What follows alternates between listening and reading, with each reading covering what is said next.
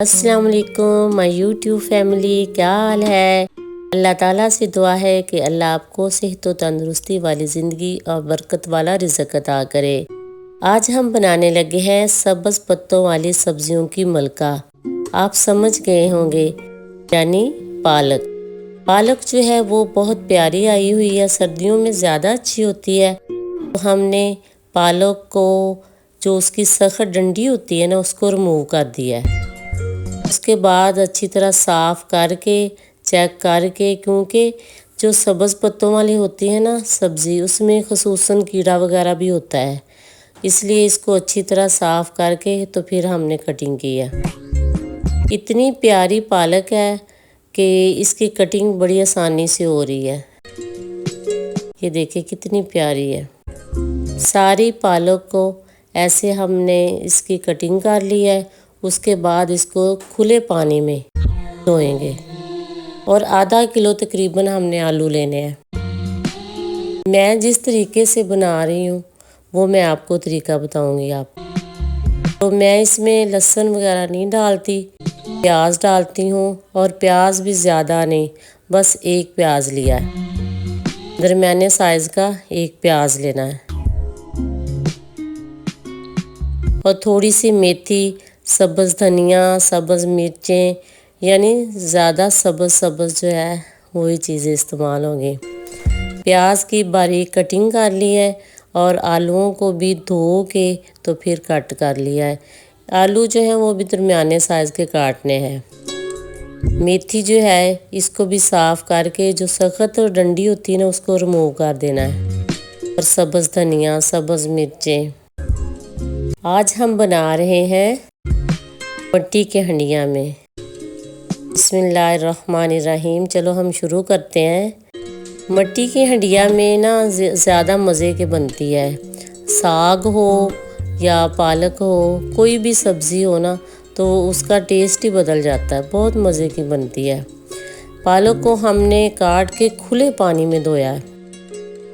प्याज जो है उनको हमने ब्राउन करना, ज़्यादा नहीं करना, ऐसे ना काले भी नहीं करने और हल्के से ब्राउन करने हैं। ये देखिए रेत कितनी आई है, इसलिए पालक को हमेशा हमने खुले पानी में धोना है। 2-3 बार धोएंगे तो फिर पालक जो होती है ना वो साफ़ हो जाती, क्योंकि इसमें रेत काफ़ी होती है। जब हमारे प्याज जो है वो थोड़े गोल्डन हो जाते हैं तो फिर उसमें पानी थोड़ा सा डाल के, पानी का छींटा लगा के, नमक, मिर्च और हल्दी, बस ये तीनों मसाले मैं तो डालती हूँ, ज़्यादा दूसरे मसाले नहीं डालती। पालक जो है उसको धो के खुले पानी में, तो फिर दूसरी तरफ पानी रखा है उबलने के लिए ना। जब सही उबाल आ जाए तो फिर उसमें उसको उबाल लेना है पालक को। एक तरफ हमारी हंडिया जो है उसमें आलू को भूनना है। ना थोड़े से नरम पालक जब हो जाएगी, 2-3 उबाल आ जाएंगे, तो फिर इसको छान लेना है। आलूओं की अच्छी भुनाई करनी है। जब हम मसाले में ऐसे भूनते हैं ना तो बहुत मज़े के बनते हैं। पालक का जो पानी है वो रिमूव कर देना है, वो निकाल देना है।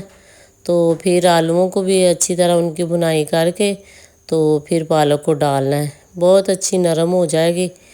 इसके लिए कुछ लोग तो ग्राइंड करते हैं, तो मुझे तो नहीं अच्छा लगता, तो मैं तो ऐसे बनाती हूँ। हर एक का अपना अपना तरीका होता है। और सब्ज़ मिर्चें डालनी है, ज़्यादा इसमें दूसरे मसाले वगैरह नहीं डलते। और थोड़ी सी मेथी, मेथी से भी ना बड़ी प्यारी खुशबू आती है।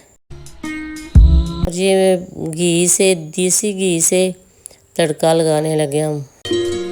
सिर्फ एक ज़ीरे से तड़का लगाती हूँ मैं, और कोई मसाला नहीं, गरम मसाला जो होता है ना वो नहीं डालना। और सुरख मिर्चें जो साबुत होती हैं वो 3-4, 2-3 लेके तो बस ऐसे उसको डाल के।